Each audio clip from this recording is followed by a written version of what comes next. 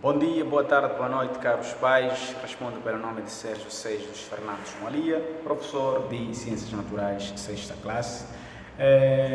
Vim por este meio partilhar este vídeo que é para ainda os pais terem que dar continuidade no procedimento deste processo de ensino-aprendizagem, visto de que a situação atual por parte do nosso país não está nada boa.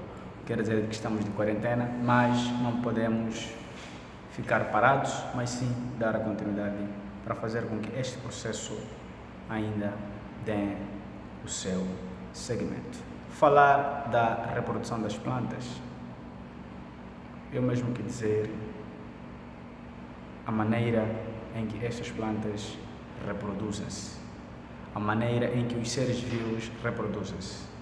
Neste contexto, nós temos que ter em conta de que existem dois tipos, onde o primeiro é a reprodução assexuada ou reprodução agâmica. Esta reprodução assexuada ou agâmica é aquela em que as próprias unidades reprodutoras são provenientes de uma parte do seu próprio organismo e que estas vão originar diretamente um outro indivíduo daquela mesma parte. O que quer dizer de que este tipo de reprodução, os seres vivos desta classe são aqueles que regeneram. Um dos exemplos é a estrela do mar.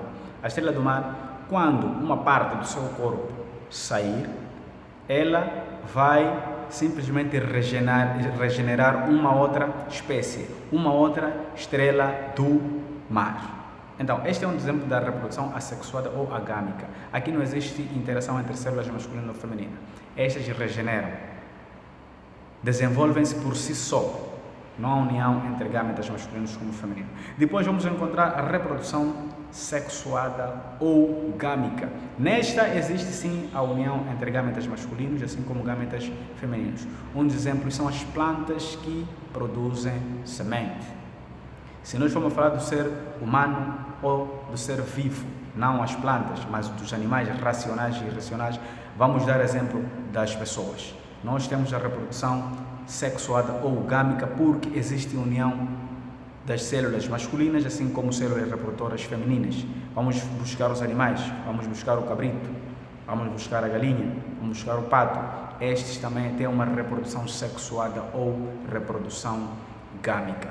Então, se nós entrarmos já na reprodução, vamos ter em conta de que nestas plantas que nós estamos aqui a abordar, existem várias fases das plantas com flor, porque hoje estamos a falar das plantas com flor. Vamos falar das plantas com flor porque estas têm uma determinada fase por seguir, onde a primeira fase de uma planta com flor é a própria polinização. Quando se fala de polinização, é a passagem do grau de pólen da antera para o estigma. Passagem do grau de pólen da antera para o estigma. Primeira fase é esta, a polinização. Depois vamos ter a fecundação. A fecundação já se percebe. É um processo em que o gâmeta masculino e o gâmeta feminino entram em união neste contexto. Depois do gâmeta feminino produzir o seu ovo, não é? Os gâmetas masculinos entram em união e assim existe este espaço ou este momento denominado por fecundação. E a seguir é a fase da disseminação.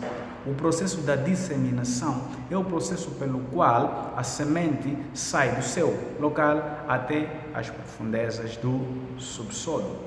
E praticamente na finalização é a germinação da própria semente. Depois desta própria semente existir a sua própria germinação, a tendência é de que ter que crescer para dar origem a uma outra flor. O que eu praticamente tinha para abordar relacionado com este tema é acerca da reprodução das plantas. Então, em questões de dúvida do que eu minimamente fui ter que explicar, ou minimamente eu tive que explicar nesta aula, podem sim no privado, depois de assistir, escutar o vídeo, vão fazer a leitura, vão ter que passar o apontamento. Em questões de dúvida, não hesitem, entrem sempre em contato comigo, que é para nós falarmos a mesma linguagem.